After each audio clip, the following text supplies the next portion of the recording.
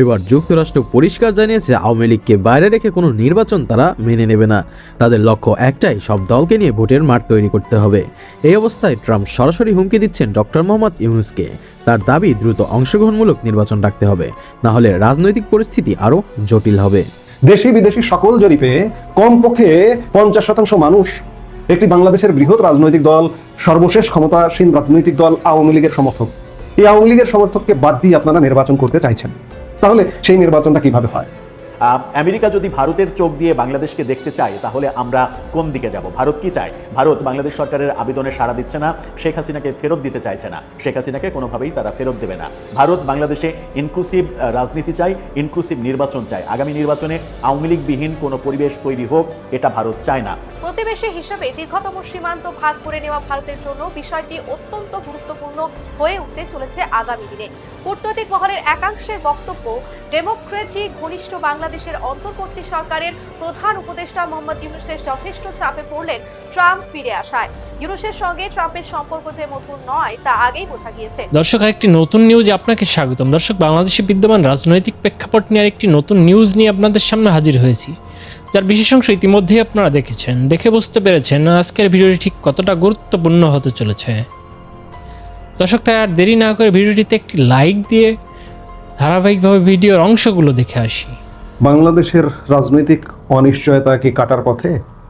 দর্শক, আপনারা যারা বাংলাদেশপন্থী, বাংলাদেশের মুক্তিযুদ্ধপন্থী, প্রগতিবাদী এবং মুদ্রা কথা আমি যদি বলি যে যারা আওয়ামী লীগপন্থী, তারা কি এই মুহূর্তে হতাশ হয়ে গেছেন? না, হতাশার কোনো কারণ নেই। আমরা এটি সত্য যে আমরা অনিশ্চয়তার দোলাচলে দুলছি। এখানে শুধু বাংলাদেশ বিষয় কাজ করছে না, এখানে ভূ রাজনীতি কাজ করছে, অনেক কিছু কাজ করছে। এবং ভূ রাজনীতির উপর নির্ভর করে বাংলাদেশ পরিস্থিতি পাল্টে যাবে। এই যে সাম্প্রতিক চলাফেরা, মুভমেন্ট এবং নানা খবরে আপনারা হয়তো অনেকে মনে করছেন যে নির্বাচনটাকে আসলে হয়েই যাচ্ছে। না, ইসলামাবাদ কিন্তু বহুদূর। একটি পক্ষ, এমনকি ইউনূস সরকার চাইছে, এবং বাংলাদেশে প্রতিক্রিয়াশীল চক্র, বাংলাদেশ বিরোধী, স্বাধীনতা বিরোধী শক্তি চাইছে একটি যে কোনো যেন তেন ভাবে নির্বাচন, একপাক্ষিক নির্বাচন করে ক্ষমতার মসনদে পাকাপোক্তভাবে বসতে। আবার ইউনূসও কিন্তু ক্ষমতায় যে থাকবার একটা ব্যাপার, সেই ব্যাপারটা নেই। ইউনূসকেও কেউ চাইছে না, কারণ জল বহু ঘোলা হয়ে গেছে। এই ঘোলার পরে ইউনূস যে আরও একটা দীর্ঘস্থায়ীভাবে থাকবে না, সেটিও হচ্ছে না। একটা নির্বাচনেরই তোড়জোড় ইতিমধ্যে শুরু হয়ে গেছে। আপনারা এরই মধ্যে জেনে গেছেন যে আগামী পরশু বুধবার 10 তারিখ, 10 ডিসেম্বর, নানান ঘটনায় ভরা দিনটি। সেদিন নির্বাচন কমিশন, এগুলো রেওয়াজ যে নির্বাচনে তফসিল ঘোষণার আগে মহামান্য রাষ্ট্রপতির সাথে নির্বাচন কমিশন, প্রধান নির্বাচন কমিশনারের নেতৃত্বে নির্বাচন কমিশনারগণ সাক্ষাৎ করেন। বেতার টেলিভিশনে প্রধান নির্বাচন কমিশনারের ভাষণ রেকর্ড করা হয়। এই পর্বগুলো, এই কাজগুলো আগামী পরশু বুধবার 10 তারিখ মহামান্য রাষ্ট্রপতির সাথে বেলা 12টায় সাক্ষাৎ আছে। এরপরে সেকেন্ড হাফে বেতার টেলিভিশনে প্রধান নির্বাচন কমিশনারের ভাষণ রেকর্ড করা হবে। রাষ্ট্রপতির সাথে সাক্ষাৎ ক্রমে যদি নির্বাচন কমিশন মনে করে যে ওই দিনই তফসিল ঘোষণা হবে, বুধবার 10 তারিখেই হতে পারে, আর না হলে সর্বোচ্চ 11 তারিখে নির্বাচনের তফসিল ঘোষণার সিদ্ধান্ত নিয়েছে ইউনূস সরকার, ইউনূস সরকারের নির্বাচন কমিশন। ফেব্রুয়ারির প্রথমার্ধেই নির্বাচনের ডেট, তারিখ ইত্যাদি বিভিন্ন শিডিউল ঘোষণা করা হবে। কিন্তু অনেকে ভাবছেন যে নির্বাচনের তফসিল তো ঘোষণা হয়ে গেল, নির্বাচনটা কি হয়েই যাচ্ছে? আপনাদের মনে করিয়ে দিতে চাই, 2008 সালের 30শে ডিসেম্বর যে নির্বাচনটা হয়েছিল, যে নির্বাচনে ভূমিধস বিজয় আওয়ামী লীগ ক্ষমতা এসেছিল, সেই নির্বাচনটি হবার আগে 5 বার তফসিল ঘোষণা হয়েছিল। 5 বার তফসিল ঘোষণা হয়ে চূড়ান্তভাবে সেই বছরে 2008-এর 30শে ডিসেম্বর নির্বাচনটি হয়েছিল। কাজেই এটি মনে করবার কোনো কারণই নেই যে নির্বাচনের তফসিল ঘোষণা হয়ে গেল আর নির্বাচনটি হয়ে গেল, তাহলে তো ইউনূস জামাত চক্র সফল হয়ে গেল। কিন্তু সফল হতে গেলে অনেক কিছু লাগে। আজকে বাংলাদেশ এই যে পরিস্থিতিটা, এই পরিস্থিতিটা শুধুমাত্র বাংলাদেশ নয়, এখানে আন্তর্জাতিক অনেক ব্যাপার আছে। অনেক ব্যাপারের মধ্যে ভারত এখানে ফ্যাক্টর, এখানে রাশিয়া ফ্যাক্টর, এখানে চীন ফ্যাক্টর, এখানে মার্কিন যুক্তরাষ্ট্র ফ্যাক্টর। আপনারা জানেন যে গত শুক্রবার মার্কিন যুক্তরাষ্ট্রের নয়া নিরাপত্তা কৌশল প্রকাশ করা হয়েছে। আমি গতকালকে এটি নিয়ে একটি কন্টেন্ট করেছি। সেই নিরাপত্তা বা সিকিউরিটি স্ট্র্যাটেজি তাতে ভারতকে অত্যন্ত গুরুত্বপূর্ণ হিসেবে আখ্যায়িত করা হয়েছে। ভারতকে সোজা কথা মোদ্দা কথা ভারতকে চাই, এবং চীনের সাথেও যে কম্পিটিশন, প্রতিযোগিতা, বাণিজ্যিক ভারসাম্যপূর্ণ বাণিজ্য থাকবে, কিন্তু নয়া নিরাপত্তা কৌশলে একজন আরেকজনের সাথে যুদ্ধ করবে, সংঘর্ষে জড়িয়ে যাবে, সেগুলো কিন্তু নেই। নয়া নিরাপত্তা কৌশলে শান্তির বার্তা আছে। আর এই শান্তির বার্তা হিসেবে Russian president Vladimir Putin Bharat সফরকালেই মার্কিন যুক্তরাষ্ট্র তড়িঘড়ি করে ভারতে তাদের বাণিজ্য প্রতিনিধি পাঠানোর সিদ্ধান্ত গ্রহণ করে।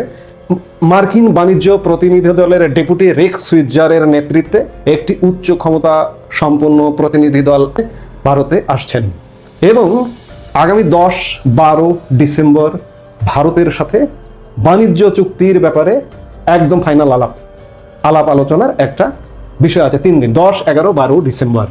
এই 10, 11, 12 ডিসেম্বরের মধ্যে মার্কিন বাণিজ্য চুক্তি চূড়ান্ত হয়ে যাবে, এবং এর মধ্যে হয়তো 15 ডিসেম্বরের মধ্যে চুক্তি হয়ে যেতে পারে। অর্থাৎ ভারত মার্কিন যুক্তরাষ্ট্র সমস্যার সমাধান হয়ে গেল।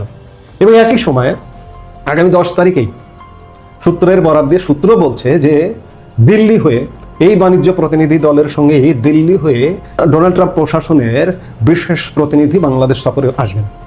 এই সফরগুলো বা এই আশাগুলো মূলত বাংলাদেশে যে এই যে রাজনৈতিক সংকট, এই সংকটগুলো নিয়ে আলাপ আলোচনার জন্যই। আপনারা খেয়াল করেছেন, 2 দিন আগে ভারতের বিদেশমন্ত্রী এস জয়শঙ্কর খুব গুরুত্বপূর্ণ একটি কথা বলেছেন, যে এই যে এখনকার যে ইউনূস সরকার কিংবা বর্তমানে যে রাজনৈতিক দলগুলো আছে, সেই দলগুলো অতীতের নির্বাচনকে কাঠগড়ায় নিচ্ছেন।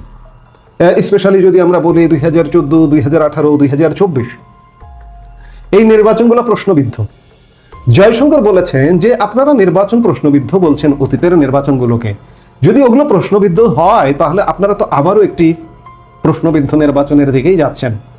দেশি বিদেশি সকল জরিপে কমপক্ষে 50% মানুষ একটি বাংলাদেশের বৃহৎ রাজনৈতিক দল, সর্বশেষ ক্ষমতাসীন রাজনৈতিক দল আওয়ামী লীগের সমর্থক।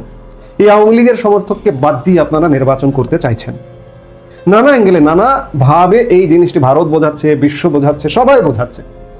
তাহলে সেই নির্বাচনটা কিভাবে হয়?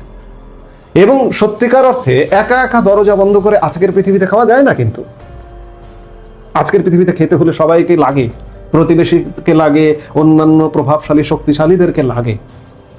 শুধুমাত্র আপনি পাকিস্তানি প্রেসক্রিপশন কিংবা টার্কিশ প্রেসক্রিপশন কিংবা চাইনিজ প্রেসক্রিপশনে একটা নির্বাচন করে পাতানো নির্বাচনের মাধ্যমে, ষড়যন্ত্রের মাধ্যমে ক্ষমতার মসনদে বসতে চাইবেন, সেটি কিন্তু আসলে হয় না, সম্ভব না। কিন্তু আজকে বাংলাদেশের একপাক্ষিক নির্বাচনের ব্যাপারে পৃথিবীব্যাপী যে নেতিবাচক অ্যাটিটিউড, এই অ্যাটিটিউডকে ডিঙ্গিয়ে অন্ততপক্ষে বাংলাদেশে নির্বাচন হবে না, এটি নিশ্চিত থাকুন। এই যে মার্কিন তৎপরতা, রাশিয়ান প্রেসিডেন্ট ঘুরে গেলেন ভারত, একটা বিষয় স্পষ্ট যে বাংলাদেশে সব দলের অংশগ্রহণে নির্বাচন হতে হবে। এবং ভারত তো জোরালো দাবি, আগাগোড়াই দাবি, সব দলের অংশগ্রহণে একটা অংশগ্রহণমূলক নির্বাচন হতে হবে ভারতের প্রথম থেকে আজ পর্যন্ত। ভারত বিশ্বের একটি প্রভাবশালী দেশ। ভারত যে কণ্ঠে কথা বলে, বিশ্ব এখন কিন্তু সেই কণ্ঠেই কথা বলে। ভারতকে পাকিস্তানের সাথে কাউন্ট করলে হবে না। একটা শ্রেণী বাংলাদেশের ভারতকে পাকিস্তানের সাথে কাউন্ট করে। ভারতকে 3 নম্বর শক্তি হিসেবে বিবেচনা করতে হবে সব দিক দিয়ে। সামরিক 3, অর্থনীতি 4, 3-এ আসবার পথে। তো সেই জায়গা থেকে ভারতকে কাউন্ট করতে হবে, মার্কিন যুক্তরাষ্ট্রকে কাউন্ট করতে হবে, চীনকে কাউন্ট করতে হবে, রাশিয়াকে কাউন্ট করতে হবে, ভারতকে কাউন্ট করতে হবে। এগুলো কাউন্টেবল কান্ট্রি। ইউরোপীয় ইউনিয়নকে কাউন্ট করতে হবে। কাজেই সবাই যদি বৈশ্বিকভাবে যদি মনে করে যে বাংলাদেশে একটা অংশগ্রহণমূলকভাবে নির্বাচন হতে হবে, তাহলে অবশ্যই হতে হবে। বিশ্বকে বাদ দিয়ে আপনি দরজা বন্ধ করে একা একা নির্বাচন করে পুলসেরাত পার হয়ে যাবেন, এটি অসম্ভব, কোনোভাবেই এটি সম্ভব না। এখন দেখার বিষয় যে ভারতের সাথে মার্কিন যুক্তরাষ্ট্রের বাণিজ্য প্রতিনিধি দল আসলে আসছে চূড়ান্ত করতেই, মার্কিন ভারত বাণিজ্য যে সংঘাত, সেই সংঘাতটা দূর করে একটা সমঝোতায় আসতে। এটি সমঝোতা হওয়ার সাথে সাথে দেখবেন যে সব পাল্টে যাচ্ছে এবং মার্কিন প্রতিনিধি বাংলাদেশে আসছেন। এগুলোই আসার কথা, আসার খবর যে যতই নির্বাচনী তফসিল ঘোষণা করা হোক না কেন, এক তফসিলে আগামী ত্রয়োদশ জাতীয় সংসদ নির্বাচন হবে, এটি আপনি মনে করলেও আমি মনে করি না। আমি শুরুর দিকেই বলেছি যে ইসলামাবাদ বহুদূর। হ্যাঁ, ইসলামাবাদ বহুদূর। বাংলাদেশ ঢাকায় আমরা থাকতে চাই, আমরা দিল্লিও যেতে চাই না, ইসলামাবাদেও যেতে চাই না, এবং ঢাকায় থাকবারই বৈশ্বিকভাবে ব্যবস্থা হচ্ছে। আমরা সেই সময়টার অপেক্ষায় অধীর আগ্রহে অপেক্ষা করছি। গণমাধ্যম আজকের পত্রিকা যে শিরোনামে খবরটা করেছে সেই শিরোনামটা দেখলেই একটু আধটু বোধহয় বোঝা যায়। শিরোনামটা দেখে নিন। সেখানে বলা হচ্ছে নয়া নিরাপত্তা কৌশল, চীনের সঙ্গে প্রতিদ্বন্দ্বিতা বাদ, ভারতের সঙ্গে সম্পর্ক উন্নয়নে জোর যুক্তরাষ্ট্রের। অর্থাৎ চীনের সঙ্গে তারা প্রতিদ্বন্দ্বিতা যেমন একদিকে করবে না, আর একদিকে ভারতকে এখন সব থেকে বেশি প্রাধান্য দিতে চলেছে তারা এই অঞ্চলের সম্পর্কের ক্ষেত্রে। সেখানে কি বলা হচ্ছে? সেখানে বলা হচ্ছে পররাষ্ট্রনীতি ও জাতীয় নিরাপত্তা কৌশল নিয়ে নথি প্রকাশ করেছে যুক্তরাষ্ট্র। এতে পশ্চিম গোলার্ধ তথা পুরো আমেরিকা মহাদেশে যুক্তরাষ্ট্রের প্রাধান্য প্রতিষ্ঠার প্রয়োজনের উপরে গুরুত্ব আরোপ করা হয়েছে এবং একই সঙ্গে চীনের সঙ্গে প্রতিদ্বন্দ্বিতা না করে তাইওয়ানকে রক্ষা এবং ভারত প্রশান্ত মহাসাগর এলাকায় সুরক্ষায় ভারতকে প্রাধান্য দেওয়ার বিষয়টি এতে উল্লেখ করা হয়েছে। শুক্রবার প্রকাশিত এই ন্যাশনাল সিকিউরিটি স্ট্র্যাটেজি বা জাতীয় নিরাপত্তা কৌশল নথিতে চীনের সঙ্গে বাণিজ্যের ক্ষেত্রে ভারসাম্য বজায় রাখার এবং তাইওয়ান দখল থেকে চীনকে বিরত রাখার আহ্বান জানানো হয়েছে। তবে সাবেক প্রেসিডেন্ট জো বাইডেনের আমলে 2022 সালে প্রকাশিত পূর্ববর্তী নথির মতো নতুন নথিতে চীনের উপরে নজর দেয়া হয়নি। তার বদলে মার্কিন প্রশাসন হস্তক্ষেপ বিরোধী নীতির উপরে জোর দিয়েছে। অর্থাৎ কোনো গণতান্ত্রিক প্রক্রিয়ায় তারা কোনো হস্তক্ষেপ করতে চায় না, সেই নীতিতে তারা আসতে চাইছে। এটি বহুপাক্ষিকতা ও আন্তর্জাতিক সংস্থাগুলোর প্রতি ট্রাম্পের অনীহার প্রতিফলন ঘটিয়েছে, যেখানে বলা হয়েছে পৃথিবীর মৌলিক রাজনৈতিক একক হলো জাতিরাষ্ট্র এবং এটি ভবিষ্যতেও জাতিরাষ্ট্রই থাকবে। এর আগের দুটি জাতীয় নিরাপত্তা কৌশলে, যার মধ্যে ট্রাম্পের প্রথম আমলে প্রকাশিত একটিও ছিল চীনের সঙ্গে প্রতিযোগিতাকে যুক্তরাষ্ট্রের প্রধান অগ্রাধিকার হিসেবে বর্ণনা করা হয়েছিল। এবার সেখান থেকে পিছু হটা হয়েছে এবং এই অঞ্চলের ভারত মহাসাগরীয় অঞ্চলের দায়িত্ব অর্থাৎ নির্ভরশীলতা ভারতের উপরে আমেরিকা রাখতে চায়, এই ব্যাপারটাও তাদের একেবারে লিখিত কৌশলে তারা প্রকাশ করে ফেলেছে। তার মানে ভারতের সঙ্গে এরই মাঝে প্রতিরক্ষা চুক্তি তাদের হয়েছে, ভারতের সঙ্গে সম্পর্ক উন্নয়ন এবং এই অঞ্চলে ভারতকে প্রধান মিত্র, প্রধান বন্ধু হিসেবে স্বীকৃতি দিয়ে এই অঞ্চলের পারপাসটা, তাদের স্বার্থটা দেখতে চাই ভারতের চোখ দিয়ে। অর্থাৎ আমাদের এই অঞ্চলের আমেরিকার দৃষ্টি কি হবে সেটা তারা দেখবে ভারতের চোখ দিয়ে। আর ভারতের চোখ দিয়ে যখন দেখবে তখন এটাকে কানেক্ট করেন আপনি বাংলাদেশের রাজনীতির সঙ্গে। বাংলাদেশের রাজনীতির ক্ষেত্রে ভারত কি চায়? আমেরিকা যদি ভারতের চোখ দিয়ে বাংলাদেশকে দেখতে চায় তাহলে আমরা কোন দিকে যাব? ভারত কি চায়? ভারত বাংলাদেশ সরকারের আবেদনে সাড়া দিচ্ছে না, শেখ হাসিনাকে ফেরত দিতে চাইছে না, শেখ হাসিনাকে কোনোভাবেই তারা ফেরত দেবে না। ভারত বাংলাদেশে ইনক্লুসিভ রাজনীতি চায়, ইনক্লুসিভ নির্বাচন চায়। আগামী নির্বাচনে আওয়ামী লীগবিহীন কোনো পরিবেশ তৈরি হোক এটা ভারত চায় না। এবং বিভিন্ন সূত্র থেকে এরকম খবরও আসছে যে 2-1 দিনের মধ্যে আমেরিকার এই অঞ্চলের দায়িত্বপ্রাপ্ত একজন বিশেষ প্রতিনিধিকে বাংলাদেশে পাঠানো হবে এই ব্যাপারে বাংলাদেশকে আমেরিকার যে মেসেজ সেই মেসেজটা দেওয়ার জন্য। কারণ বাংলাদেশের দূতাবাসে আমেরিকার কোনো স্থায়ী রাষ্ট্রদূত নেই, ভারপ্রাপ্ত দিয়েই কাজ চালাচ্ছে তারা। সেই ক্ষেত্রে একজন বিশেষ দূত পাঠানোর কথা শোনা যাচ্ছে যে একজন বিশেষ দূত পাঠাতে চলেছে আমেরিকা।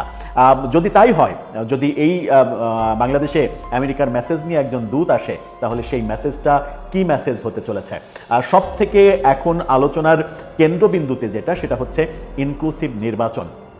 কারণ বিগত সরকারকে আমরা দেখেছি যে বহু জাতিগোষ্ঠী সংস্থা ইনক্লুসিভ নির্বাচনের কথা বারবার বললেও বিগত সরকার সেটা কানে নেয়নি। কানে না নেওয়ার যে ফলাফল, সেই ফলাফলটা তারা কিন্তু হাড়ে হাড়ে টের পেয়েছে। সেই একই কাণ্ড যদি বর্তমান সরকারও করতে চায়, যদি বিভিন্ন পক্ষ এবং যদি আমেরিকা স্পষ্ট করে এই বার্তাটা দিতে চায় যে ভারত যেটা চায় আমেরিকাও সেটা চায়, তাহলে বাংলাদেশের সরকারের নির্বাচন ইনক্লুসিভ করা ছাড়া কোনো গত্যান্তর থাকবে কিনা সেটা একটা বড় প্রশ্ন। এরই মাঝে আমরা শুনতে পাচ্ছি যে 10 তারিখে নির্বাচনের তফসিল ঘোষণা হতে পারে। সেই তফসিল কিংবা পুরো নির্বাচন প্রক্রিয়া পিছিয়ে যায় কিনা, ইনক্লুসিভ নির্বাচনের জন্য নির্বাচন পিছিয়ে দেওয়ার আয়োজন করা হয় কিনা, সেটাও একটা বড় ভাবনার বিষয় হতে পারে। সবথেকে বড় যে ব্যাপারটা যেটা আমরা এই ভিডিওর শিরোনামেও বলার চেষ্টা করেছি, সেটা হচ্ছে যে আমেরিকার নয়া নিরাপত্তা নীতি ধেয়ে আসছে বাংলাদেশের দিকে। এই ধেয়ে আসা বলতে আমরা যেটা মানে বুঝতে চেষ্টা করেছি কিংবা বোঝাতে চেষ্টা করছি আলোচনার মাধ্যমে, সেটা হচ্ছে যে আমেরিকা সিদ্ধান্ত নিয়েছে এই অঞ্চলের স্বার্থ সংশ্লিষ্ট ব্যাপারটা তারা ভারতের চোখ দিয়ে দেখতে চায়। আর ভারতের চোখ দিয়ে বাংলাদেশকে যদি আমেরিকা দেখতে চায়, তাহলে ভারত বাংলাদেশের ক্ষেত্রে কি চায় সেটা আমরা খুব স্পষ্টভাবে জানি। সেদিকেই কি যাচ্ছে পরিস্থিতি? দর্শক, আশা করি না টেনে সম্পূর্ণ ভিডিওটি দেখেছেন, দেখে বুঝতে পেরেছেন। দর্শক, আপনাদের গুরুত্বপূর্ণ মন্তব্য কমেন্ট সেকশনে দিয়ে যাবেন। চ্যানেলটি যদি সাবস্ক্রাইব করে না থাকেন, অনুগ্রহ করে চ্যানেলটি সাবস্ক্রাইব করে পাশে থাকা বেল আইকনটি বাজিয়ে দিন।